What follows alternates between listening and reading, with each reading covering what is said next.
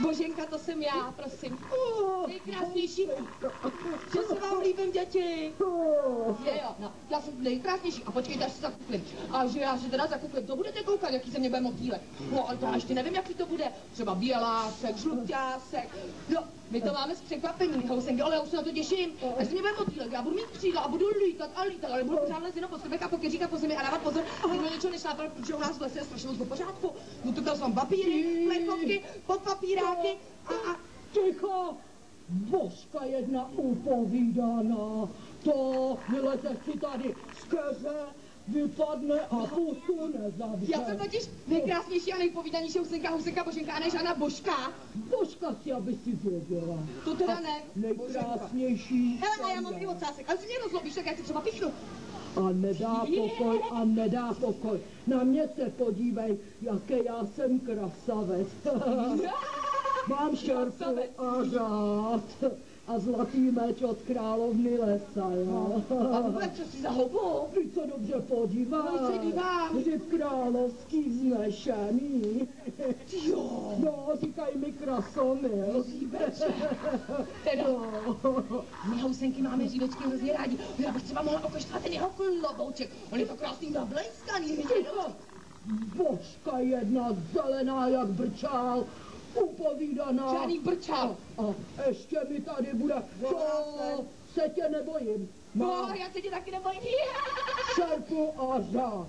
A zlatý meč od královny, nejkrásnější krasomil a Jo, to je... já znám. Moje nevěsta. Cože? To je moje nevěsta. Nevěsta, je. Božka jedna. Tak to teda ne. Ticho bude. A už se rozčilím. To je moje nevěsta. Je to moje císačka. Teda není tvoje nevěsta, protože já jsem ji před chviličkou viděla v lese za paloukem. Uviděla jsem tam s takovou krásnou houbičkou. No, ona ta houbička je celá bílá, taková čistěnka. A té houbičce taky říkají šampion lesomilný, víš, náhodou. A Mokomurka, když ho viděla, to začala vážně uvažovat o tom, že by se stala jeho nevěstou. Já si teda vůbec nedivím, já kdybych byla Mokomurkou, tak by se taky stala jeho nevěstou, protože on je takový krásný, běloučký, čistěnký. Božka, už toho mám dost.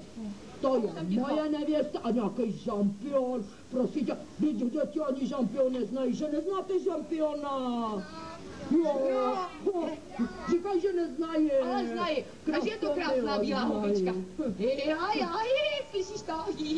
Ty se přestaň smát, nebo se rozčilím. Tasím svůj zlatý meč a to uvidíš. A já už vím. Já vím, co udělám. Jo. Jenže jsem nejkrásnější, nejupovídanější, já jsem taky nejchytřejší a nejrychlejší k tomu. Jo. Já ti pro toho žampiona doběhnu. Děti, už jste někdy viděli rychlou housenku? To není pravda. Náhodou je, já jsem ta nejrychlejší. Já totiž, když nasadím kosmickou rychlost, tak díkám tak rychle se mnou práší. To bych chtěl vidět. Housenka a kosmická rychlost.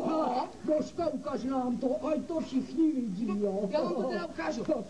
A vy si dobře dívejte. Nesmíte ani mrknout. No. Protože jakmile mrknete, já jsem fuč. No jo. Jsem rychlá housenka. To bych Nasazuji rychlost. Vy se taky dobře dívej. A když se dívám, prosím tě. Běžím pro nejkrásnější houbičku v lese. Žampion. No, jdi pro žampiona. Připravit?